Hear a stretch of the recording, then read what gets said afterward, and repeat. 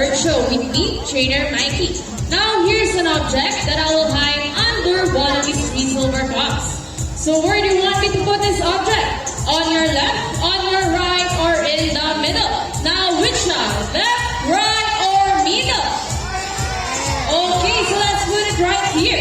Now let's go on our second bird, Dazzle. Dazzle is our sulfur-crested cockatoo. Scientific name, Kakatua galanita. They inhabit northern woodlands and forests along the east coast of Australia. They are versatile birds and can live in almost any time. They typically feed on seeds, nuts, fruits, such as durian, papaya, and rambutan. And they also love corn. Now guys, do you think Dazzle has the ability to find the hidden object? If it yes, then say, you can do it, Dazzle.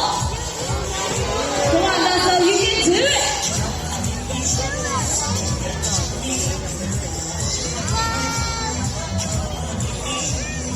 And he won it! A round of applause for Dazzle with Trainer Jamie.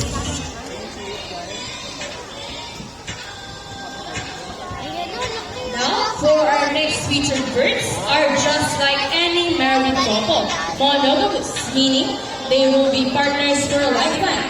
Pretty romantic, right? But as any couple will attest in a relationship, there will always be battle. Means, come on girls, let me hear you say, sassy, sassy, Sassy, sassy.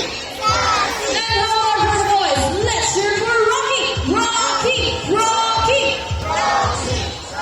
Okay, birds ready? Cheers, ready? Set, go! Here's Rocky on his first ball, followed only by Sassy. Another one for Rocky, and it's a tie! And for the last ball, who's gonna win? And Rocky wins! Trainer Regine, what can you say about that? You guys lose this time. Hold it, race, run, set, go! Here's Rocky on his first ring. Another ring, oh hey, what's happening? Sassy ring number 3 race in the same line. Well, where is that? And the winner is Sassy! Trainer Duo, what can you say about that? 3 rings at the same time. Hey, you guys cheated. Oh, you cheated? No, we didn't cheat. Sassy used her brain. Oh, so it's true that girls are more intelligent than boys? A round of applause for Sassy and Rocky with Trainer Regine and Trainer Duo. Ang galing nun. Parrots are particularly known to be intelligent and perceptive. That's right, we continue to enhance their skills and knowledge. Just like Sassy, Green macaws from South America. They are known to be the gentle giants of the parrot family. It is because they are the second largest, next to the icy bonobos.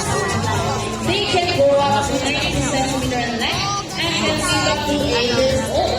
Scientific name is Arachnoptera. They usually feed on seeds, nuts, salts, and minerals along the river banks. And for the last lead,